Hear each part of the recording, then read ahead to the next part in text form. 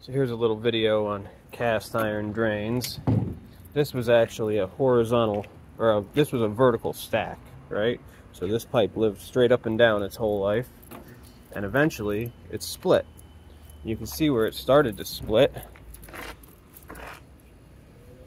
and as it continued, it has this like wavy pattern, which I've seen several times before. I mean, look at that. So all the cast iron in drains are supposed to be extra heavy, XH. And that's what this one indeed is. This one's about 1/4 inch. This was a horizontal that I replaced a while ago.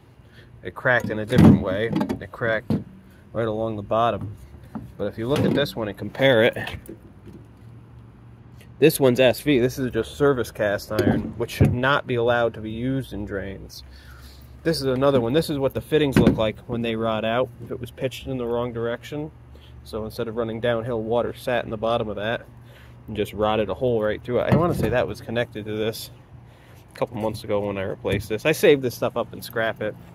But when you see this like wavy pattern, what that means is the next piece of cast iron, because this was cut, all right, this was cut and it had a clamp. It's no hub cast iron. Wherever that next piece of cast iron is, the rest of this 10-foot length is doing the same exact thing right now. I'm certain of it. And just it hasn't, the water's been going down, so it hasn't caused it to leak yet.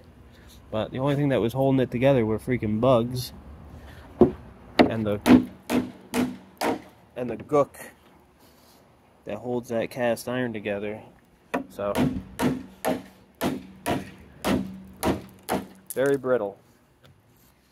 Yep, cast iron drains, man, they suck. They have a service life of about 50 years.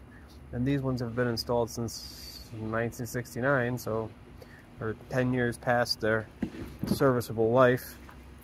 So realistically, this whole property should have all of its cast replaced, but the cost should be astronomical. Fun stuff. This happened on Friday.